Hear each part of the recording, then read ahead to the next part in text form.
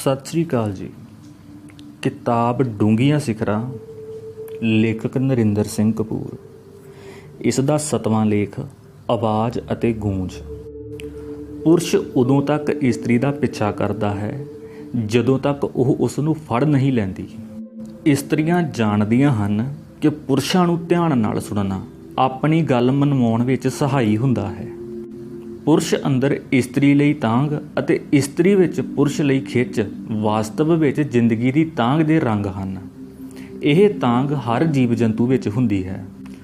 ਅਸੀਂ ਜ਼ਿੰਦਗੀ ਨਹੀਂ ਜਿਉਂਦੇ, ਜ਼ਿੰਦਗੀ ਸਾਡੇ ਰਾਹੀਂ ਜਿਉਂਦੀ ਹੈ ਅਤੇ ਇਵੇਂ ਜ਼ਿੰਦਗੀ ਅਤੇ ਸੰਸਾਰ ਦਾ ਪਹੀਆ ਅੱਗੇ ਚੱਲਦਾ ਹੈ। ਜਿਸ ਨਾਲ ਸਾਨੂੰ ਪਿਆਰ ਹੋ ਜਾਂਦਾ ਹੈ, ਉਸ ਦਾ ਚਿਹਰਾ ਸਾਡੇ ਲਈ ਸਾਰਾ ਸੰਸਾਰ ਬਣ ਜਾਂਦਾ ਹੈ। ਉਹ ਇੱਕ ਵਿਅਕਤੀ ਨਹੀਂ ਰਹਿੰਦਾ, ਉਹ ਇੱਕ ਖਿਆਲ ਬਣ ਜਾਂਦਾ ਹੈ ਜਿਸ ਨੂੰ ਅਸੀਂ ਸੋਚਦੇ ਚਿਤਵਦੇ ਰਹਿੰਦੇ ਹਾਂ। ਉਹ ਇੱਕ ਦ੍ਰਿਸ਼ ਬਣ ਜਾਂਦਾ ਹੈ ਜਿਸ ਨੂੰ ਅਸੀਂ ਕਲਪਨਾ ਦੀ ਅੱਖ ਨਾਲ ਨਿਹਾਰਦੇ ਰਹਿੰਦੇ ਹਾਂ। ਉਹ ਹਵਾ ਵਿੱਚ ਘੁਲ ਜਾਂਦਾ ਹੈ ਜਿਸ ਦਾ ਅਸੀਂ ਸਾਹ ਲੈਂਦੇ ਹਾਂ। ਪਿਆਰ ਵਾਂਗ ਹੀ ਹਰੇਕ ਚੀਜ਼ ਪ੍ਰਤੀ ਇਸਤਰੀ ਅਤੇ ਪੁਰਸ਼ ਦੇ ਦ੍ਰਿਸ਼ਟੀਕੋਣਾਂ ਵਿੱਚ ਵਖਰੇਵਾਂ ਹੁੰਦਾ ਹੈ। ਇਹ ਵਖਰੇਵਾਂ ਆਵਾਜ਼ ਅਤੇ ਗੂੰਜ ਵਰਗਾ ਹੈ। ਸਾਡੀ ਆਪਣੀ ਖੁਸ਼ੀ, ਸਾਡੀ ਆਪਣੀ ਜ਼ਿੰਦਗੀ ਦਾ ਉਦੇਸ਼ ਨਹੀਂ ਹੋਣੀ ਚਾਹੀਦੀ। ਇਸਤਰੀਆਂ ਇਸ ਨੇਮ 'ਤੇ ਨਿਪੁੰਨਤਾ ਨਾਲ ਅਮਲ ਕਰਦੀਆਂ ਹਨ। ਇਸਤਰੀ ਇਤਨੀ ਮੁਹੱਬਤ ਕਰਦੀ ਹੈ ਕਿ ਪੁਰਸ਼ ਇਕੱਲਾ ਰਹਿਣ ਜੋਗਾ ਹੀ ਨਹੀਂ ਰਹਿੰਦਾ। ਪ੍ਰੇਮਿਕਾ ਦੀ ਮੁਸਕਰਾਹਟ ਤੋਂ ਪਹਿਲਾਂ ਉਹ ਆਮ ਜਿਹਾ ਆਦਮੀ ਮੁਸਕਰਾਹਟ ਉਪਰੰਤ ਆਪਣੇ ਆਪ ਨੂੰ ਸੰਸਾਰ ਦਾ ਕੇਂਦਰ ਸਮਝਣ ਲੱਗ ਪੈਂਦਾ ਹੈ। ਭਾਵੇਂ ਕਾਨੂੰਨ ਨੇ ਇਸਤਰੀਆਂ ਨੂੰ ਬਹੁਤੇ ਹੱਕ ਨਹੀਂ ਦਿੱਤੇ, ਪਰ ਕੁਦਰਤ ਨੇ ਇਸਤਰੀ ਨੂੰ ਸਾਰੇ ਅਧਿਕਾਰ ਦਿੱਤੇ ਹੋਏ ਹਨ। ਇਸਤਰੀ ਨੂੰ ਜਦੋਂ ਕਿਸੇ ਪੁਰਸ਼ ਨਾਲ ਪਿਆਰ ਹੋ ਜਾਵੇ ਤਾਂ ਉਹ ਚੁੱਪ ਹੋ ਜਾਂਦੀ ਹੈ, ਜਦੋਂ ਕਿ ਪੁਰਸ਼ ਚੁੱਪ ਹੀ ਨਹੀਂ ਕਰਦਾ। ਇਸਤਰੀ ਦੇ ਪਿਆਰ ਦਾ ਆਕਾਰ ਇੱਕ ਮਹਾਕਾਵਿ ਜਿਤਨਾ ਹੁੰਦਾ ਹੈ, ਜਦੋਂ ਕਿ ਪੁਰਸ਼ ਦੇ ਪਿਆਰ ਦਾ ਆਕਾਰ ਇੱਕ ਮੁਹਾਵਰੇ ਜਿਤਨਾ ਹੁੰਦਾ ਹੈ। ਪਿਆਰ ਇੱਕ ਅਜਿਹੀ ਖੇਡ ਹੈ ਜਿਸ ਵਿੱਚ ਦੋਵੇਂ ਜਿੱਤਦੇ ਹਨ ਜਾਂ ਦੋਵੇਂ ਹਾਰਦੇ ਹਨ। ਜਦੋਂ ਪਿਆਰ ਹੁੰਦਾ ਹੈ ਤਾਂ ਚਮਕੀਲੀ ਦੁਨੀਆ ਦੇ ਦਰਵਾਜ਼ੇ ਖੁੱਲ੍ਹ ਜਾਂਦੇ ਹਨ। ਅਸੀਂ ਪਿਆਰ ਇਸ ਲਈ ਕਰਦੇ ਹਾਂ ਤਾਂ ਕਿ ਕੋਈ ਮਿਲ ਜਾਵੇ ਜਿਸ ਨਾਲ ਹਰੇਕ ਗੱਲ ਕੀਤੀ ਜਾ ਸਕੇ। ਸਾਨੂੰ ਮਿਲਣ ਵਾਲੇ ਬਹੁਤੇ ਲੋਕ ਅਜਿਹੇ ਹੁੰਦੇ ਹਨ ਜਿਨ੍ਹਾਂ ਨਾਲ ਅਸੀਂ ਸਿਆਣੀਆਂ ਗੱਲਾਂ ਹੀ ਕਰ ਸਕਦੇ ਹਾਂ, ਜਦੋਂ ਕਿ ਸਾਰੀਆਂ ਗੱਲਾਂ ਕਰਨ ਵਾਸਤੇ ਕਿਸੇ ਹੋਰ ਦੀ ਲੋੜ ਹੁੰਦੀ ਹੈ। ਸੰਸਾਰ ਭਰ ਦੀਆਂ ਇਸਤਰੀਆਂ ਕੋਲ ਅੱਖਾਂ ਦੀ ਇੱਕ ਸ਼ਾਰਟ ਹੈਂਡ ਹੁੰਦੀ ਹੈ ਜਿਸ ਰਾਹੀਂ ਉਹ ਇੱਕੋ ਝਾਤ ਨਾਲ ਸਭ ਕੁਝ ਦਰਜ ਕਰ ਲੈਂਦੀਆਂ ਹਨ। ਇਸਤਰੀ ਦਾ ਬਾਹਰੀ ਰੂਪ ਦ੍ਰਿਸ਼ਮਈ ਅਤੇ ਵਿਹਾਰ ਨਾਟਕੀ ਹੁੰਦਾ ਹੈ, ਜਦੋਂ ਕਿ ਪੁਰਸ਼ ਬਾਹਰੋਂ ਸਧਾਰਨ ਅਤੇ ਅੰਦਰੋਂ ਗੁੰਝਲਦਾਰ ਹੁੰਦਾ ਹੈ। ਇਸਤਰੀ ਕਵਿਤਾ ਹੁੰਦੀ ਹੈ ਅਤੇ ਚਾਹੁੰਦੀ ਹੈ ਕਿ ਉਸ ਦਾ ਵਿਆਹ ਕਿਸੇ ਨਾਵਲ ਨਾਲ ਹੋ ਜਾਵੇ, ਪਰ ਵਿਆਹ ਉਸ ਦਾ ਅਕਸਰ ਕਿਸੇ ਪਹਾੜੇ ਜਾਂ ਅਲਜਬਰੇ ਨਾਲ ਹੋ ਜਾਂਦਾ ਹੈ। ਇਸਤਰੀ ਨੂੰ ਆਪਣੀ ਭਰਮਾਉਣ ਦੀ ਸ਼ਕਤੀ 'ਤੇ ਬੜਾ ਮਾਣ ਹੁੰਦਾ ਹੈ, ਪਰ ਜਦੋਂ ਚਾਹੁਣ ਦੇ ਬਾਵਜੂਦ ਉਹ ਕਿਸੇ ਪੁਰਸ਼ ਨੂੰ ਭਰਮਾ ਨਹੀਂ ਸਕਦੀ ਤਾਂ ਅਜਿਹੇ ਪੁਰਸ਼ ਨੂੰ ਉਹ ਅਕਸਰ ਨਫ਼ਰਤ ਕਰਦੀ ਹੈ। ਇਸਤਰੀਆਂ ਦੇ ਮੁਕਾਬਲੇ ਪੁਰਸ਼ ਬਹਿਸ ਅਤੇ ਵਿਸ਼ਲੇਸ਼ਣ ਕਰਨ ਵਿੱਚ ਵਧੇਰੇ ਮਾਹਿਰ ਹੁੰਦੇ ਹਨ, ਜਦੋਂ ਕਿ ਇਸਤਰੀਆਂ ਨਿਚੋੜ ਕੱਢਣ ਵਿੱਚ ਨਿਪੁੰਨ ਹੁੰਦੀਆਂ ਹਨ।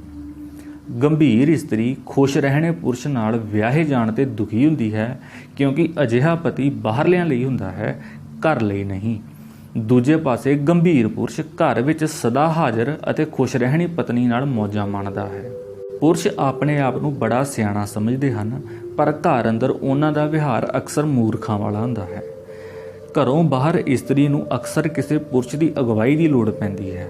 ਘਰੋਂ ਬਾਹਰ ਪੁਰਸ਼ਾਂ ਨੂੰ ਇਸਤਰੀਆਂ ਵੱਲ ਵੇਖਣ ਦੀ ਆਦਤ ਹੁੰਦੀ ਹੈ। ਪਿਆਰ ਕਰਨ ਅਤੇ ਪਿਆਰ ਕੀਤੇ ਜਾਣ ਦੀ ਇੱਛਾ ਸਾਡੀ ਸਿਹਤ ਦੇ ਠੀਕ ਹੋਣ ਦੀ ਨਿਸ਼ਾਨੀ ਹੁੰਦੀ ਹੈ। ਪਿਆਰ ਦਾ ਜਵਾਨੀ ਨਾਲ ਸਿੱਧਾ ਸੰਬੰਧ ਹੈ, ਕਿਉਂਕਿ ਪਿਆਰ ਕਰਨਾ ਅਤੇ ਆਪਣੇ ਆਪ ਨੂੰ ਜਵਾਨ ਮਹਿਸੂਸ ਨਾ ਕਰਨਾ ਅਸੰਭਵ ਜਿਹੀ ਗੱਲ ਹੈ। ਅੰਦਰੋਂ ਆਪਣੇ ਆਪ ਨੂੰ ਜਵਾਨ ਮਹਿਸੂਸ ਕਰਨ ਦੀ ਤਾਂਘ ਹੀ ਸਾਨੂੰ ਇੱਕ ਦੂਜੇ ਦੇ ਸੰਪਰਕ ਵਿੱਚ ਲਿਆਉਂਦੀ ਹੈ। ਪਿਆਰ ਵਿੱਚ ਕੁਆਰੇ ਵੀ ਵਿਆਹੇ ਹੋਏ ਮਹਿਸੂਸ ਕਰਦੇ ਹਨ। ਪਿਆਰ ਵਿੱਚ ਅਸੂਲ ਨਹੀਂ ਹੁੰਦੇ, ਕਿਉਂਕਿ ਪਿਆਰ ਸਾਰੇ ਅਸੂਲ ਤੋੜ ਕੇ ਕੀਤਾ ਜਾਂਦਾ ਹੈ। ਇਸਤਰੀ ਅਤੇ ਪੁਰਸ਼ ਦੋਹਾਂ ਲਈ ਪਹਿਲਾ ਪਿਆਰ ਇਸ ਲਈ ਮਹੱਤਵਪੂਰਨ ਹੁੰਦਾ ਹੈ ਕਿਉਂਕਿ ਪਹਿਲੇ ਪਿਆਰ ਵਿੱਚ ਹਰ ਕੋਈ ਇਹ ਭਰਮ ਪਾਲਦਾ ਹੈ ਕਿ ਇਹ ਪਿਆਰ ਸਦੀਵੀ ਹੈ, ਇਹ ਕਦੇ ਨਹੀਂ ਮੁੱਕੇਗਾ। ਦੂਜੇ ਜਾਂ ਤੀਜੇ ਪਿਆਰ ਵਿੱਚ ਇਹ ਭਰਮ ਨਹੀਂ ਰਹਿੰਦਾ। ਪਿਆਰ ਇਸਤਰੀ ਦਾ ਖੇਤਰ ਹੈ, ਇਸ ਉਦੇਸ਼ ਅਧੀਨ ਹੀ ਉਹ ਬਣਦੀ ਸਮਰਦੀ ਹੈ। ਇਸਤਰੀ ਜਾਣਦੀ ਹੈ ਕਿ ਪੁਰਸ਼ ਉਸ ਲਈ ਤਾਂਘਦਾ ਹੈ ਅਤੇ ਉਹ ਚਾਹੁੰਦੀ ਹੈ ਕਿ ਪੁਰਸ਼ ਉਸ ਲਈ ਤਾਂਘਦਾ ਰਹੇ। ਜਦੋਂ ਪ੍ਰਸੰਨਚਿਤ ਰਹਿਣ ਵਾਲੀ ਇਸਤਰੀ ਬਣ ਸੰਵਰ ਕੇ ਆਪਣੇ ਆਪ ਨੂੰ ਸ਼ੀਸ਼ੇ ਵਿੱਚ ਵੇਖਦੀ ਹੈ ਤਾਂ ਉਹ ਆਪਣੇ ਆਪ ਨੂੰ ਵੇਖ ਕੇ ਆਪ ਵੀ ਹੈਰਾਨ ਹੁੰਦੀ ਹੈ। ਪਰ ਇਹ ਵੀ ਸੱਚ ਹੈ ਕਿ ਜਿਹੜੀ ਇਸਤਰੀ ਆਪਣੇ ਆਪ ਬਾਰੇ ਅਤੇ ਆਪਣੇ ਚਿਹਰੇ ਬਾਰੇ ਵਧੇਰੇ ਸੁਚੇਤ ਹੋਵੇਗੀ, ਉਹ ਘਰ ਬਾਰੇ ਉਤਨੀ ਹੀ ਲਾਪਰਵਾਹ ਹੋਵੇਗੀ।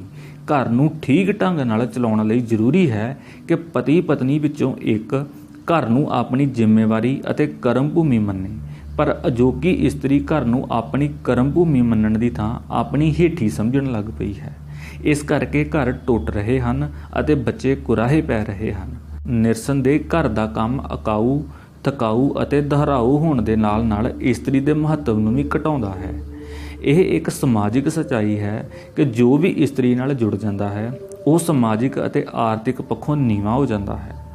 ਗਲਤ ਜਾਂ ਠੀਕ, ਇਸਤਰੀ ਨੇ ਆਪਣੀ ਸੋਚ ਵਿੱਚ ਇਹ ਗੱਲ ਬਿਠਾ ਲਈ ਹੈ ਕਿ ਸਫਲ ਹੋਣ ਲਈ ਪੁਰਸ਼ ਜਾਂ ਪੁਰਸ਼ ਵਰਗਾ ਹੋਣਾ ਜ਼ਰੂਰੀ ਹੈ। ਇਸ ਲਈ ਅਜੋਕੀ ਇਸਤਰੀ ਪੁਰਸ਼ ਦੇ ਬਰਾਬਰ ਹੋਣ ਦਾ ਸਿਰ ਤੋੜ ਯਤਨ ਕਰ ਰਹੀ ਹੈ। ਰਾਜਨੀਤੀ ਜਾਂ ਵਪਾਰ ਵਿੱਚ ਉੱਚੀਆਂ ਪਦਵੀਆਂ ਵਾਲੇ ਪੁਰਸ਼ ਸਫਲ ਵਿਆਹਿਆ ਜੀਵਨ ਗੁਜ਼ਾਰ ਰਹੇ ਹਨ, ਜਦੋਂ ਕਿ ਉੱਚੀਆਂ ਪਦਵੀਆਂ 'ਤੇ ਲੱਗੀਆਂ ਇਸਤਰੀਆਂ ਵਿੱਚੋਂ ਬਹੁਤੀਆਂ ਜਾਂ ਅਣਵਿਆਹੀਆਂ ਹਨ ਜਾਂ ਤਲਾਕਸ਼ੁਦਾ ਜਾਂ ਵਿਧਵਾਵਾਂ ਹਨ। ਅਜੋਕੇ ਸਮਾਜ ਵਿੱਚ ਇਸਤਰੀ ਪੁਰਸ਼ ਸੰਬੰਧਾਂ ਦੀ ਸਮੱਸਿਆ ਚਰਚਾ ਦਾ ਵਿਸ਼ਾ ਬਣੀ ਹੋਈ ਹੈ। ਇਹ ਸਮੱਸਿਆ ਤਾਂ ਹਮੇਸ਼ਾ ਰਹੀ ਹੈ, ਪਰ ਇਸ ਦੀ ਚਰਚਾ ਹੁਣ ਹੋਣ ਲੱਗੀ ਹੈ। ਕਿਹਾ ਜਾਂਦਾ ਹੈ ਕਿ ਰੋਂਦਾ ਪੁਰਸ਼ ਅਤੇ ਹੱਸਦੀ ਇਸਤਰੀ ਵਿਸ਼ਵਾਸਯੋਗ ਨਹੀਂ ਹੁੰਦੇ। ਰੋਣਾ ਇਸਤਰੀ ਦਾ ਖੇਤਰ ਸਮਝਿਆ ਜਾਂਦਾ ਹੈ। ਹਸਮੁਖ ਹੋਣਾ ਹੱਸਣ ਨਾਲੋਂ ਵੱਖਰੀ ਗੱਲ ਹੈ। ਪੁਰਸ਼ ਇਤਨਾ ਨਿਆਸਰਾ ਕਦੇ ਨਹੀਂ ਹੁੰਦਾ ਕਿ ਉਹ ਰੋਣ ਲੱਗ ਪਵੇ ਅਤੇ ਇਸਤਰੀ ਇਤਨੀ ਖੁਸ਼ ਕਦੇ ਨਹੀਂ ਹੁੰਦੀ ਕਿ ਉਹ ਅਜਨਬੀਆਂ ਦੇ ਸਾਹਮਣੇ ਹੱਸਣ ਲੱਗ ਪਵੇ। ਇਸਤਰੀ ਪੁਰਸ਼ ਸੰਬੰਧਾਂ ਵਿੱਚ ਇੱਕ ਪੜਾਅ ਆਉਂਦਾ ਹੈ ਜਦੋਂ ਪੁਰਸ਼ ਚਾਹੁੰਦਾ ਹੈ ਕਿ ਇਸਤਰੀ ਉਸ ਸਾਹਮਣੇ ਖੁੱਲ੍ਹ ਜਾਵੇ ਤੇ ਬੇਪਰਵਾਹ ਹੋ ਜਾਵੇ, ਪਰ ਇਸ ਪੜਾਅ 'ਤੇ ਹੀ ਇਸਤਰੀ ਸੁੰਗੜ ਜਾਂਦੀ ਹੈ ਅਤੇ ਆਪਣੇ ਆਪ ਬਾਰੇ ਸੁਚੇਤ ਹੋ ਜਾਂਦੀ ਹੈ ਅਤੇ ਹਰ ਗੱਲ ਨੂੰ ਨਾਪਣ ਤੋਲਣ ਲੱਗ ਪੈਂਦੀ ਹੈ। ਇਸਤਰੀ ਦੇ ਜੀਵਨ ਦਾ ਨਿਸ਼ਾਨਾ ਕੋਈ ਹੋਵੇ, ਉਸ ਲਈ ਵਿਆਹ ਇੱਕ ਮਹੱਤਵਪੂਰਨ ਉਦੇਸ਼ ਹੁੰਦਾ ਹੈ। ਇਸਤਰੀ ਚਾਹੁੰਦੀ ਹੈ ਕਿ ਜਿਸ ਨਾਲ ਉਸਨੇ ਰਹਿਣਾ ਹੈ ਉਹ ਉਸ ਨੂੰ ਮਿਲ ਜਾਵੇ। ਇੱਕ ਵਾਰੀ ਕਲਾਸ ਵਿੱਚ ਬਹਿਸ ਕਰਵਾਈ ਗਈ ਸੀ ਕਿ ਪ੍ਰੇਮ ਵਿਆਹ ਜਾਂ ਵਿਆਹੁਤੇ ਗਏ ਵਿਆਹ ਵਿੱਚੋਂ ਕਿਹੜਾ ਚੰਗੇਰਾ ਹੈ, ਤਾਂ ਇੱਕ ਵਿਦਿਆਰਥਣ ਨੇ ਕਿਹਾ ਸੀ, ਭਾਵੇਂ ਪ੍ਰੇਮ ਵਿਆਹ ਹੋਵੇ ਭਾਵੇਂ ਵਿਆਹੁਤਿਆ ਵਿਆਹ ਹੋਵੇ, ਮੈਂ ਚਾਹੁੰਦੀ ਹਾਂ ਕਿ ਮੇਰਾ ਵਿਆਹ ਹੋ ਜਾਵੇ। ਪਿਆਰ ਵਿੱਚ ਇਸਤਰੀ ਅਤੇ ਪੁਰਸ਼ ਦੋਵੇਂ ਵਿਸ਼ੇਸ਼ਣਾਂ ਵਾਲੀ ਭਾਸ਼ਾ ਬੋਲਦੇ ਹਨ। ਪੁਰਸ਼ਾਂ ਦੇ ਮੁਕਾਬਲੇ ਇਸਤਰੀਆਂ ਵਧੇਰੇ ਤੋਹਫੇ ਦਿੰਦੀਆਂ ਹਨ, ਵਧੇਰੇ ਲੰਮੇ ਖੱਤ ਲਿਖਦੀਆਂ ਹਨ, ਗਿਲੇ ਸ਼ਿਕਵੇ ਬਹੁਤੇ ਅਤੇ ਗੱਲਬਾਤ ਲੰਮੀ ਕਰਦੀਆਂ ਹਨ। ਪਿਆਰ ਵਿੱਚ ਦੋਵੇਂ ਧਿਰਾਂ ਨੂੰ ਉਦਾਸ ਹੋਣ ਦੀ ਜਾਚ ਆ ਜਾਂਦੀ ਹੈ ਅਤੇ ਦੋਵੇਂ ਧਿਰਾਂ ਕਾਵਿਕ ਹੋ ਜਾਂਦੀਆਂ ਹਨ। ਕਿਸੇ ਨੇ ਕਿਹਾ ਸੀ, ਜਾਨ ਲੈ ਕੇ ਹੀ ਜੇ ਉਸਨੇ ਖੁਸ਼ ਹੋਣਾ ਹੈ ਤਾਂ ਇਤਨੀ ਨਿੱਕੀ ਜਿਹੀ ਗੱਲ 'ਤੇ ਕਿਉਂ ਨਾਰਾਜ਼ ਕਰੀਏ। ਪਿਆਰ ਵਿੱਚ ਕੁਰਬਾਨੀ ਅਤੇ ਤਿਆਗ ਦੀ ਭਾਵਨਾ ਬਲਵਾਨ ਹੋ ਜਾਂਦੀ ਹੈ। ਪੁਰਸ਼ ਦੇ ਮੁਕਾਬਲੇ ਇਸਤਰੀ ਦਾ ਮਨੋ ਵਿਸ਼ਲੇਸ਼ਣ ਕਰਨਾ ਵਧੇਰੇ ਮੁਸ਼ਕਲ ਹੁੰਦਾ ਹੈ। ਪਿਆਰ ਵਿੱਚ ਪੁਰਸ਼ ਨੂੰ ਸਮਝ ਹੀ ਨਹੀਂ ਆਉਂਦੀ ਕਿ ਉਹ ਚਾਹੁੰਦੀ ਕੀ ਹੈ। ਸਮਝਣ ਵਾਲੀ ਗੱਲ ਇਹ ਹੈ ਕਿ ਇਸਤਰੀ ਦੀਆਂ ਸਰੀਰਕ ਸਮੱਸਿਆਵਾਂ ਅਤੇ ਸਮਾਜਿਕ ਦਬਾਅ ਉਸ ਦੇ ਵਿਹਾਰ ਵਿੱਚ ਸੰਤੁਲਨ ਵਿਗਾੜ ਦਿੰਦੇ ਹਨ। ਇਸਤਰੀ ਚਾਹੁੰਦੀ ਕੀ ਹੈ, ਇਸ ਸਮੱਸਿਆ ਨੂੰ ਅਜੇ ਮਨੋਵਿਗਿਆਨੀ ਵੀ ਨਹੀਂ ਨਜਿੱਠ ਸਕੇ। ਇੱਕ ਲੋਕ ਕਥਾ ਅਨੁਸਾਰ ਇੱਕ ਵਾਰੀ ਇੱਕ ਰਾਜੇ ਨੇ ਉਸ ਵਿਅਕਤੀ ਨੂੰ ਇਨਾਮ ਦੇਣ ਦਾ ਐਲਾਨ ਕੀਤਾ ਜਿਹੜਾ ਦੱਸ ਸਕੇ ਕਿ ਆਖਰ ਇਸਤਰੀ ਚਾਹੁੰਦੀ ਕੀ ਹੈ। ਇੱਕ ਕੈਦੀ ਨੇ ਕਿਹਾ, ਮੇਰੀ ਕੈਦ ਮਾਫ਼ ਕਰਕੇ 1 ਸਾਲ ਦਾ ਸਮਾਂ ਦਿੱਤਾ ਜਾਵੇ, ਮੈਂ ਜਵਾਬ ਦੇ ਦੇਵਾਂਗਾ। ਮੋਹਲਤ ਦੇ ਦਿੱਤੀ ਗਈ। ਉਸ ਕੈਦੀ ਨੇ ਸਭ ਢੰਗਾਂ ਨਾਲ ਜਾਣਨ ਦਾ ਯਤਨ ਕੀਤਾ, ਪਰ ਕੋਈ ਸੰਤੋਖਜਨਕ ਉੱਤਰ ਨਾ ਮਿਲਿਆ। ਆਖਰ ਜਦੋਂ ਸਾਲ ਮੁੱਕਣ ਵਿੱਚ ਕੁਝ ਦਿਨ ਹੀ ਰਹਿ ਗਏ ਤਾਂ ਉਸ ਨੂੰ ਕਿਸੇ ਨੇ ਇੱਕ ਚੁੜੇਲ ਦੀ ਦੱਸ ਪਾਈ ਜਿਹੜੀ ਇਸ ਗੱਲ ਦਾ ਜਵਾਬ ਦੇ ਸਕਦੀ ਸੀ। ਉਹ ਉੱਥੇ ਗਿਆ। ਚੁੜੇਲ ਨੇ ਸ਼ਰਤ ਰੱਖੀ ਕਿ ਜਵਾਬ ਲੈਣ ਲਈ ਉਸ ਨੂੰ ਉਸ ਨਾਲ ਵਿਆਹ ਕਰਵਾਉਣਾ ਪਏਗਾ। ਉਹ ਸੋਚੀ ਪੈ ਗਿਆ। ਸਾਰੀ ਰਾਤ ਸੋਚਦਾ ਰਿਹਾ ਕਿ ਚੁੜੇਲ ਨਾਲ ਵਿਆਹ ਕਰਵਾਵਾਂ ਕਿ ਕੈਦ ਭੁਗਤਾਂ। ਆਖਰ ਉਸਨੇ ਨਿਰਣੇ ਕੀਤਾ ਕਿ ਉਹ ਵਿਆਹ ਕਰਵਾਏਗਾ। ਇਹ ਫੈਸਲਾ ਜਦੋਂ ਉਹ ਚੁੜੇਲ ਨੂੰ ਦੱਸਣ ਲਈ ਪਹੁੰਚਿਆ ਤਾਂ ਅੱਗੇ ਇੱਕ ਪਰੀ ਵਰਗੀ ਇੱਕ ਇਸਤਰੀ ਬੈਠੀ ਹੋਈ ਸੀ। ਉਸਨੇ ਦੱਸਿਆ ਕਿ ਉਹ ਉਹੀ ਚੁੜੇਲ ਸੀ। ਪੁਰਸ਼ ਵੱਲੋਂ ਵਿਆਹ ਕਰਵਾਉਣ ਦਾ ਫੈਸਲਾ ਸੁਣ ਕੇ ਚੁੜੇਲ ਨੇ ਕਿਹਾ, ਮੈਂ 12 ਘੰਟੇ ਪਰੀ ਵਾਂਗ ਹੋਇਆ ਕਰਾਂਗੀ ਤੇ 12 ਘੰਟੇ ਚੁੜੇਲ। ਤੂੰ ਦੱਸ ਮੈਂ ਕਦੋਂ ਪਰੀ ਹੋਇਆ ਕਰਾਂ ਤੇ ਕਦੋਂ ਚੁੜੇਲ। ਉਹ ਵਿਅਕਤੀ ਫਿਰ ਸੋਚਾਂ ਵਿੱਚ ਪੈ ਗਿਆ ਕਿ ਜੇ ਦਿਨ ਵੇਲੇ ਪਰੀ ਹੋਈ ਤਾਂ ਰਾਤ ਔਖੀ ਗੁਜ਼ਰੇਗੀ, ਜੇ ਰਾਤ ਵੇਲੇ ਪਰੀ ਹੋਈ ਤਾਂ ਦਿਨ ਕਿਵੇਂ ਗੁਜ਼ਰੇਗਾ। ਆਖਰ ਉਹ ਚੜੇਲ ਕੋਲ ਗਿਆ ਤੇ ਉਸ ਨੂੰ ਕਿਹਾ, ਤੂੰ ਆਪਣੀ ਮਰਜ਼ੀ ਕਰ, ਜਦੋਂ ਤੇਰਾ ਦਿਲ ਕਰੇ ਚੁੜੇਲ ਬਣ ਜਾਈਂ, ਜਦੋਂ ਤੇਰਾ ਦਿਲ ਕਰੇ ਤੂੰ ਪਰੀ ਬਣ ਜਾਈਂ। ਉਸ ਇਸਤਰੀ ਨੇ ਕਿਹਾ, ਤੂੰ ਮੈਨੂੰ ਆਪਣੀ ਮਰਜ਼ੀ ਕਰਨ ਦੀ ਖੁੱਲ੍ਹ ਦਿੱਤੀ ਹੈ, ਸੋ ਮੈਂ ਫੈਸਲਾ ਕੀਤਾ ਹੈ ਕਿ ਮੈਂ ਦਿਨ ਰਾਤ ਹੀ ਪਰੀ ਬਣ ਕੇ ਰਿਹਾ ਕਰਾਂਗੀ। ਤੇਰੀ ਗੱਲ ਦਾ ਰਾਜੇ ਦੇ ਸਵਾਲ ਦਾ ਜਵਾਬ ਇਹ ਹੈ ਕਿ ਇਸਤਰੀ ਆਪਣੀ ਮਰਜ਼ੀ ਕਰਨਾ ਚਾਹੁੰਦੀ ਹੈ। ਇਸਤਰੀਆਂ ਸ਼ਾਂਤੀ ਅਤੇ ਸੁਰੱਖਿਆ ਦੌਰਾਨ ਸਿਆਣੀਆਂ ਗੱਲਾਂ ਕਰਦੀਆਂ ਹਨ, ਪਰ ਸੰਕਟ ਨਾਲ ਨਜਿੱਠਣ ਵਿੱਚ ਪੁਰਸ਼ ਵਧੇਰੇ ਮਾਹਿਰ ਹੁੰਦੇ ਹਨ। ਜਦੋਂ ਪੁਰਸ਼ ਇਸਤਰੀ ਦੀ ਸਿਫਤ ਕਰੇ ਤਾਂ ਸਮਝੋ ਸਭ ਕੁਝ ਠੀਕ ਹੋ ਜਾਵੇਗਾ। ਜਦੋਂ ਇਸਤਰੀ ਪੁਰਸ਼ ਦੀ ਪ੍ਰਸ਼ੰਸਾ ਕਰੇ ਤਾਂ ਸਮਝੋ ਸਭ ਕੁਝ ਠੀਕ ਹੈ। ਪੁਰਸ਼ਾਂ ਕਾਰਨ ਇਸਤਰੀਆਂ ਇੱਕ ਦੂਜੇ ਨਾਲ ਸਾੜਾ ਕਰਦੀਆਂ ਹਨ, ਜਦੋਂ ਕਿ ਇਸਤਰੀਆਂ ਕਾਰਨ ਪੁਰਸ਼ ਇੱਕ ਦੂਜੇ ਨਾਲ ਮੁਕਾਬਲਾ ਕਰਦੇ ਹਨ। ਮਾਂ ਬਣਨ ਲਈ ਇਸਤਰੀ ਨੂੰ ਆਪਣੀ ਸੁੰਦਰਤਾ ਦੀ ਕੁਰਬਾਨੀ ਦੇਣੀ ਪੈਂਦੀ ਹੈ, ਜਦੋਂ ਕਿ ਪਿਤਾ ਬਣਨ ਲਈ ਪੁਰਸ਼ ਨੂੰ ਆਪਣੀ ਕਮਾਈ ਪਰਿਵਾਰ ਦੇ ਸਾਰੇ ਜੀਆਂ ਨਾਲ ਵੰਡਣੀ ਪੈਂਦੀ ਹੈ। ਪਿਆਰ ਭਾਵੇਂ ਕੋਈ ਕਰੇ, ਇਸ ਵਿੱਚ ਬਹੁਤਾ ਅੰਸ਼ ਕਲਪਨਾ ਦਾ ਹੁੰਦਾ ਹੈ। ਹਰ ਕਿਸੇ ਨੂੰ ਆਪਣੇ ਮਹਿਬੂਬ ਵਿੱਚ ਇੱਕ ਨਿਵੇਕਲਾਪਣ ਵਿਖਾਈ ਦਿੰਦਾ ਹੈ, ਪਰ ਇਹ ਨਿਰੋਲ ਕਲਪਨਾ ਹੁੰਦੀ ਹੈ। ਜੇ ਕਲਪਨਾ ਨਾ ਹੁੰਦੀ ਤਾਂ ਪੁਰਸ਼ ਨੂੰ ਨੌਕਰਾਣੀ ਜਾਂ ਮਹਾਰਾਣੀ ਦੀਆਂ ਬਾਹਾਂ ਵਿੱਚ ਹੋਣ ਵੇਲੇ ਕੋਈ ਅੰਤਰ ਨਹੀਂ ਸੀ ਲੱਭਣਾ। ਇੱਥੇ ਦੋਸਤੀ ਅਤੇ ਪਿਆਰ ਵਿੱਚ ਵੀ ਅੰਤਰ ਸਮਝਣ ਦੀ ਲੋੜ ਹੈ। ਪੁਰਸ਼ ਵਿਚਕਾਰ ਅਤੇ ਇਸਤਰੀ ਵਿਚਕਾਰ ਦੋਸਤੀ ਹੋ ਸਕਦੀ ਹੈ, ਪਿਆਰ ਨਹੀਂ। ਉਹ ਦੋਸਤੀ ਨੂੰ ਪਿਆਰ ਸਮਝਦੇ ਹਨ, ਪਰ ਇਹ ਹੁੰਦੀ ਦੋਸਤੀ ਹੈ। ਇਸਤਰੀ ਪੁਰਸ਼ ਵਿਚਕਾਰ ਦੋਸਤੀ ਨਹੀਂ ਹੁੰਦੀ, ਪਿਆਰ ਹੀ ਹੋ ਸਕਦਾ ਹੈ। ਕਈ ਮੰਨਦੇ ਨਹੀਂ, ਪਰ ਹੁੰਦਾ ਇਵੇਂ ਹੀ ਹੈ, ਕਿਉਂਕਿ ਜਿਹੜੇ ਨਹੀਂ ਮੰਨਦੇ ਉਹਨਾਂ ਵਿੱਚ ਦੋਸਤੀ ਦੇ ਉਹਲੇ ਜਾਂ ਪਰਦੇ ਥੱਲੇ ਹੀ ਪਿਆਰ ਕਰਨ ਦੀ ਹਿੰਮਤ ਹੁੰਦੀ ਹੈ। ਦੋਸਤੀ ਪ੍ਰਗਟ ਹੋਣ 'ਤੇ ਹੋਰ ਸ਼ਕਤੀਸ਼ਾਲੀ ਹੋ ਜਾਂਦੀ ਹੈ, ਜਦੋਂ ਕਿ ਪਿਆਰ ਨਸ਼ਰ ਹੋਣ 'ਤੇ ਉਸ ਦਾ ਨਿੱਘ ਘਟ ਜਾਂਦਾ ਹੈ। ਸੱਚਾ ਪਿਆਰ ਸੁਪਨਾ ਹੈ, ਆਦਰਸ਼ ਹੈ, ਵਾਸਤਵਿਕਤਾ ਨਹੀਂ, ਕਿਉਂਕਿ ਸੱਚਾ ਪਿਆਰ ਕਵਿਤਾਵਾਂ ਅਤੇ ਕਿੱਸਿਆਂ ਵਿੱਚ ਹੀ ਹੁੰਦਾ ਹੈ। ਵਾਸਤਵ ਵਿੱਚ ਇਹ ਅਨੇਕਾਂ ਦਬਾਵਾਂ ਕਾਰਨ ਸੱਚਾ ਰਹਿ ਨਹੀਂ ਸਕਦਾ। ਜਿਨ੍ਹਾਂ ਪ੍ਰੇਮੀਆਂ ਦੇ ਅਸੀਂ ਕਿੱਸੇ ਸੁਣਦੇ ਹਾਂ, ਉਹ ਆਪਣੇ ਪਿਆਰ ਦੇ ਮੁੱਢਲੇ ਪੜਾਅ ਵਿੱਚ ਹੀ ਮਰ ਗਏ ਸਨ। ਉਹ ਜਲਦੀ ਮਰਨ ਕਰਕੇ ਮਹਾਨ ਪ੍ਰਤੀਤ ਹੁੰਦੇ ਹਨ। ਪ੍ਰੇਮੀਆਂ ਦਾ ਉਦੇਸ਼ ਪਤੀ ਪਤਨੀ ਵਾਂਗ ਰਹਿਣਾ ਹੁੰਦਾ ਹੈ, ਪਰ ਪਿਆਰ ਵਿੱਚ ਸਫਲਤਾ ਅਤੇ ਅਸਫਲਤਾ ਦੋਵੇਂ ਦੁਖਾਂਤ ਬਣਦੇ ਹਨ। ਪਤਨੀ ਚਾਹੁੰਦੀ ਹੈ ਕਿ ਜਦੋਂ ਮੈਂ ਚਾਹਾਂ ਪਤੀ ਘਰ ਆ ਜਾਵੇ ਅਤੇ ਜਿਤਨਾ ਚਿਰ ਮੈਂ ਚਾਹਾਂ ਉਹ ਮੇਰੇ ਕੋਲ ਰਹੇ, ਜਦੋਂ ਕਿ ਪਤੀ ਚਾਹੁੰਦਾ ਹੈ ਕਿ ਜਦੋਂ ਮੈਂ ਚਾਹਾਂ ਮੈਂ ਘਰੋਂ ਬਾਹਰ ਜਾ ਸਕਾਂ ਅਤੇ ਜਿਤਨਾ ਚਿਰ ਚਾਹਾਂ ਘਰੋਂ ਬਾਹਰ ਰਹਿ ਸਕਾਂ। ਕਿਸੇ ਵੀ ਸਮਾਜ ਵਿੱਚ ਪਿਆਰ ਦੀ ਤਿਕੋਣ ਨੂੰ ਪ੍ਰਵਾਨਗੀ ਨਹੀਂ, ਪਰ ਹਰ ਸਮਾਜ ਵਿੱਚ ਇਹ ਤਿਕੋਣ ਹਾਜ਼ਰ ਹੈ। ਜਦੋਂ ਨਾਜਾਇਜ਼ ਸਬੰਧ ਉਸਰਦੇ ਹਨ ਤਾਂ ਪੁਰਸ਼ ਇਸਤਰੀ ਨੂੰ ਕਦੇ ਨਹੀਂ ਕਹਿੰਦਾ ਕਿ ਉਹ ਆਪਣੇ ਪਤੀ ਤੋਂ ਤਲਾਕ ਲੈ ਕੇ ਉਸ ਨਾਲ ਵਿਆਹ ਕਰਵਾਏ, ਜਦੋਂ ਕਿ ਇਸਤਰੀ ਪੁਰਸ਼ ਨੂੰ ਕਹਿੰਦੀ ਹੈ ਕਿ ਉਹ ਆਪਣੀ ਪਤਨੀ ਨੂੰ ਤਲਾਕ ਦੇ ਕੇ ਉਸ ਨਾਲ ਵਿਆਹ ਕਰਵਾਏ। ਇਸ ਦਾ ਕਾਰਨ ਇਹ ਹੈ ਕਿ ਪਿਤਾ ਦੇ ਘਰ ਤੋਂ ਬਾਹਰ ਇਸਤਰੀ ਵਿਆਹ ਦੀ ਸੁਰੱਖਿਆ ਵਿੱਚ ਹੀ ਵਿਚਰਨਾ ਚਾਹੁੰਦੀ ਹੈ। ਤਲਾਕ ਲੈਣਾ ਮੁੱਖ ਰੂਪ ਵਿੱਚ ਇੱਕ ਇਸਤਰੀ ਸੰਕਲਪ ਹੈ। ਪੁਰਸ਼ ਆਪਣੀ ਪਤਨੀ ਨਾਲ ਦੁਰਵਿਹਾਰ ਭਾਵੇਂ ਕਰੇ, ਪਰ ਤਲਾਕ ਲੈਣ ਦੇਣ ਬਾਰੇ ਗੱਲ ਨਹੀਂ ਕਰਦਾ। ਪਰ ਇਸਤਰੀ ਖਹਿੜਾ ਛਡਾਉਣ ਲਈ ਤਲਾਕ ਲੈਂਦੀ ਹੈ, ਸੋ ਤਲਾਕ ਅਕਸਰ ਸ਼ਾਂਤੀ ਦੇ ਉਦੇਸ਼ ਅਧੀਨ ਲਿਆ ਜਾਂਦਾ ਹੈ। ਤਲਾਕ ਉਪਰੰਤ ਇਸਤਰੀ ਨੂੰ ਪੁਰਸ਼ ਦੇ ਮੁਕਾਬਲੇ ਵਧੇਰੇ ਮਾਯੂਸੀ ਅਤੇ ਉਦਾਸੀ ਦਾ ਸਾਹਮਣਾ ਕਰਨਾ ਪੈਂਦਾ ਹੈ। ਪੁਰਸ਼ ਸੋਚ ਅਤੇ ਵਿਹਾਰ ਦੇ ਪੱਖੋਂ ਘੁਮੱਕੜ ਹੈ, ਜਦੋਂ ਕਿ ਹਰੇਕ ਇਸਤਰੀ ਨੂੰ ਇੱਕ ਘਰ ਚਾਹੀਦਾ ਹੁੰਦਾ ਹੈ ਜਿੱਥੇ ਉਹ ਟਿਕ ਕੇ ਰਹਿ ਸਕੇ, ਜਿੱਥੇ ਉਹ ਕੱਪੜੇ ਬਦਲ ਸਕੇ, ਜਿੱਥੇ ਉਹ ਆਪਣੇ ਪਰਿਵਾਰ ਦੀ ਦੇਖਭਾਲ ਕਰ ਸਕੇ। ਜਿਹੜੇ ਜੀ ਘਰ ਹੁੰਦੇ ਹਨ, ਇਸਤਰੀ ਉਹਨਾਂ ਨੂੰ ਬਾਹਰ ਜਾਣ ਜੋਗਾ ਬਣਾਉਂਦੀ ਰਹਿੰਦੀ ਹੈ। ਜਿਹੜੇ ਬਾਹਰ ਹੁੰਦੇ ਹਨ, ਉਹ ਉਹਨਾਂ ਨੂੰ ਉਡੀਕਦੀ ਰਹਿੰਦੀ ਹੈ। ਮਾਂ ਆਪਣੇ ਪੁੱਤਰ ਨੂੰ ਬੋਲਣਾ ਸਿਖਾਉਂਦੀ ਹੈ, ਪਰ ਇਸਤਰੀ ਆਪਣੀ ਸੱਸ ਦੇ ਪੁੱਤਰ ਨੂੰ ਚੁੱਪ ਰਹਿਣਾ ਸਿਖਾਉਂਦੀ ਹੈ। ਕੋਈ ਵੀ ਇਸਤਰੀ ਸੱਸ ਕਹਾਉਣਾ ਨਹੀਂ ਚਾਹੁੰਦੀ, ਪਰ ਚਾਅ ਵਿੱਚ ਬਣ ਜਾਂਦੀ ਹੈ। ਇਸ ਚਾਅ ਦੇ ਮੁੱਕਣ ਕਾਰਨ ਹੀ ਉਹ ਅਕਸਰ ਆਪਣੀ ਨੂੰਹ ਨਾਲ ਲੜਦੀ ਹੈ ਅਤੇ ਪੁੱਤਰ ਤੋਂ ਨਿਰਾਸ਼ ਹੁੰਦੀ ਹੈ। ਸਧਾਰਨ ਪੁਰਸ਼ ਆਪਣੀਆਂ ਸੱਸਾਂ ਤੋਂ ਤੰਗ ਹੁੰਦੇ ਹਨ ਅਤੇ ਸਿਆਣੇ ਪੁਰਸ਼ ਆਪਣੀਆਂ ਸਾਲੀਆਂ ਤੋਂ। ਹਰ ਸਿਆਣਾ ਪੁਰਸ਼ ਇਸਤਰੀ ਦਾ ਸਤਿਕਾਰ ਕਰਦਾ ਹੈ। ਉਹ ਸਿਆਣਾ ਹੋਣ ਕਰਕੇ ਸਤਿਕਾਰ ਨਹੀਂ ਕਰਦਾ, ਸਤਿਕਾਰ ਕਰਨ ਕਰਕੇ ਸਿਆਣਾ ਹੁੰਦਾ ਹੈ। ਜਿਹੜਾ ਪੁਰਸ਼ ਇਸਤਰੀ ਦਾ ਅਧਿਕ ਸਤਿਕਾਰ ਕਰਦਾ ਹੈ, ਇਸਤਰੀਆਂ ਉਸ ਨੂੰ ਸਿਆਣਾ ਨਹੀਂ ਸਮਝਦੀਆਂ, ਸਗੋਂ ਉਸ ਉੱਤੇ ਹੱਸਦੀਆਂ ਹਨ ਅਤੇ ਉਸ ਨੂੰ ਕਮਜ਼ੋਰ ਸਮਝਦੀਆਂ ਹਨ। ਇਸਤਰੀ ਚਾਹੁੰਦੀ ਹੈ ਕਿ ਪੁਰਸ਼ ਫੈਸਲੇ ਲਵੇ ਅਤੇ ਅਗਵਾਈ ਕਰੇ।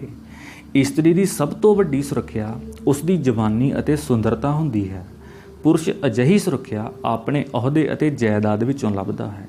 ਜਵਾਨ ਅਤੇ ਸੁੰਦਰ ਰਹਿਣ ਦੀ ਸਦੀਵੀ ਇੱਛਾ ਕਾਰਨ ਹੀ ਇਸਤਰੀਆਂ ਅਕਸਰ ਆਪਣੀ ਉਮਰ ਸਹੀ ਨਹੀਂ ਦੱਸਦੀਆਂ। ਇਸਤਰੀਆਂ ਵੱਲੋਂ ਸਹੀ ਉਮਰ ਨਾ ਦੱਸਣ ਦਾ ਇੱਕ ਕਾਰਨ ਇਹ ਹੈ ਕਿ ਇਸਤਰੀਆਂ ਆਪਣੀ ਉਮਰ ਜਨਮ ਦਿਨ ਤੋਂ ਨਹੀਂ, ਵਿਆਹ ਦੇ ਦਿਨ ਤੋਂ ਮਾਪਦੀਆਂ ਹਨ, ਕਿਉਂਕਿ ਵਿਆਹ ਉਹਨਾਂ ਲਈ ਨਵੇਂ ਜਨਮ ਵਾਂਗ ਹੁੰਦਾ ਹੈ। ਇਸਤਰੀ ਆਪਣੀ ਉਮਰ ਦੱਸਣ ਵੇਲੇ ਉਸ ਵਿੱਚੋਂ ਜਿਤਨੇ ਸਾਲ ਘਟਾਉਂਦੀ ਹੈ, ਉਤਨੇ ਸਾਲ ਉਹ ਉਸ ਇਸਤਰੀ ਦੀ ਉਮਰ ਵਿੱਚ ਜੋੜ ਦਿੰਦੀ ਹੈ ਜਿਸ ਨੂੰ ਉਹ ਪਸੰਦ ਨਹੀਂ ਕਰਦੀ। ਜੇ ਕੋਈ 50 ਸਾਲ ਦਾ ਪੁਰਸ਼ ਕਿਸੇ 30 ਸਾਲ ਦੀ ਇਸਤਰੀ ਨਾਲ ਵਿਆਹ ਕਰਾਏ ਤਾਂ ਥੋੜ੍ਹੇ ਜਿਹੇ ਸਮੇਂ ਵਿੱਚ ਹੀ ਉਹ ਦੋਵੇਂ 40-40 ਸਾਲ ਦੇ ਲੱਗਣ ਲੱਗ ਪੈਣਗੇ।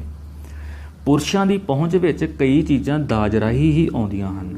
ਇਸਤਰੀਆਂ ਨੂੰ ਪਤੀ ਦੀ ਆਮਦਨ ਨਾਲ ਖਰੀਦੇ ਗਹਿਣਿਆਂ ਦਾ ਮਾਣ ਹੁੰਦਾ ਹੈ, ਪਰ ਉਸ ਨੂੰ ਗਹਿਣੇ ਜੇ ਆਪਣੀ ਕਮਾਈ ਨਾਲ ਖਰੀਦਣੇ ਪੈਣ ਤਾਂ ਉਹਨਾਂ ਦੀ ਚਮਕ ਘਟ ਜਾਂਦੀ ਹੈ।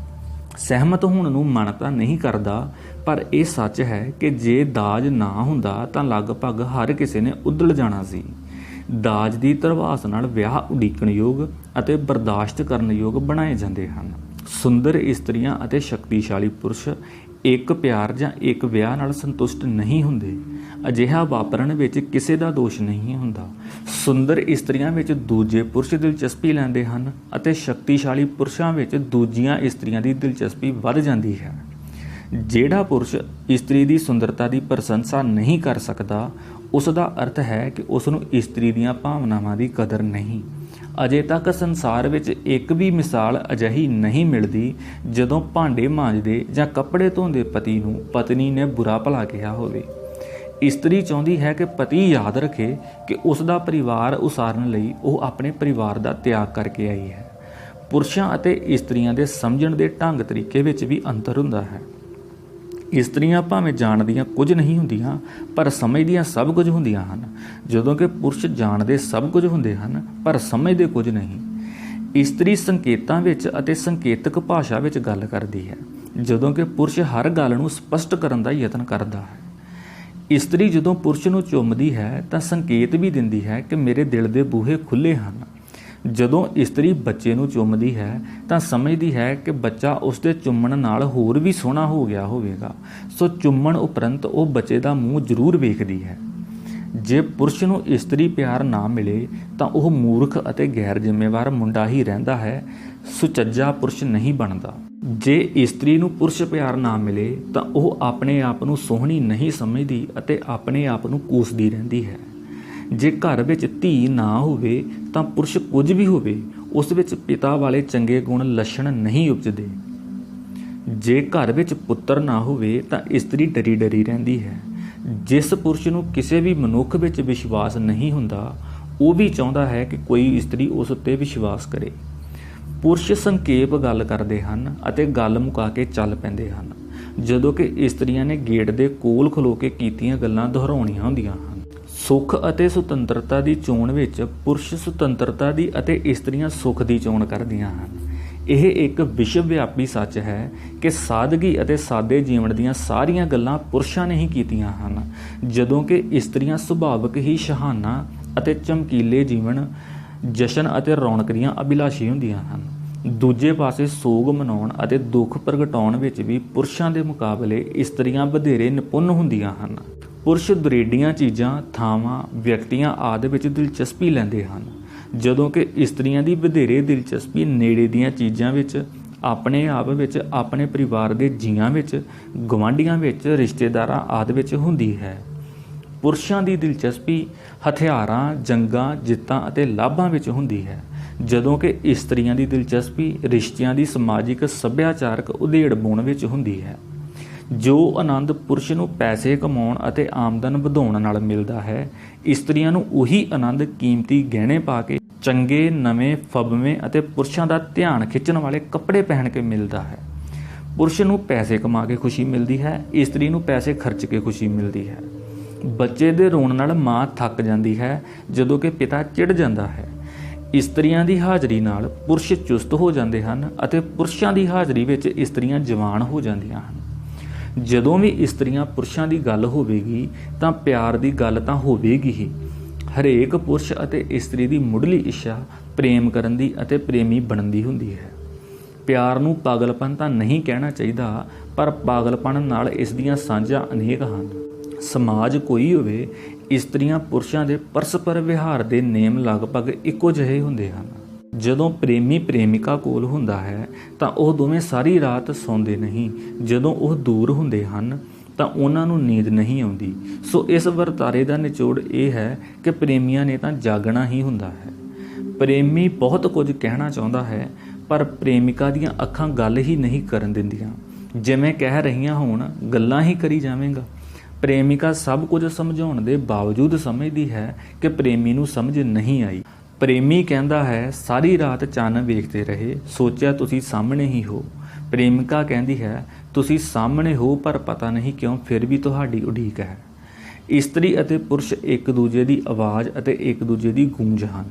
ਇਹ ਦੋਵੇਂ ਇੱਕ ਦੂਜੇ ਲਈ ਬੁਝਾਰਤ ਹਨ। ਇਸ ਬੁਝਾਰਤ ਨੂੰ ਬੁੱਝਣ ਦਾ ਯਤਨ ਹਰ ਕੋਈ ਕਰਦਾ ਹੈ, ਪਰ ਇੱਕ ਸਦੀਵੀ ਬੁਝਾਰਤ ਹੋਣ ਕਾਰਨ ਹਰ ਕੋਈ ਇਸ ਬੁਝਾਰਤ ਨੂੰ ਆਪਣੀ ਸਮਰੱਥਾ ਅਨੁਸਾਰ ਨਵੇਂ ਸਿਰਿਓਂ ਬੁੱਝਣ ਦਾ ਯਤਨ ਸਾਰਾ ਜੀਵਨ ਕਰਦਾ ਰਹਿੰਦਾ ਹੈ। ਇਸ ਬੁਝਾਰਤ ਕਾਰਨ ਹੀ ਜੀਵਨ ਵਿੱਚ ਦਿਲਚਸਪੀ ਬਣੀ ਰਹਿੰਦੀ ਹੈ। ਸੋ ਦੋਸਤੋ, ਇਸ ਦੇ ਨਾਲ ਇਹ ਲੈਸਨ ਵੀ ਖਤਮ ਹੁੰਦਾ ਹੈ। ਫਿਰ ਮਿਲਦੇ ਹਾਂ ਅਗਲੇ ਲੈਸਨ ਦੇ ਨਾਲ। ਧੰਨਵਾਦ।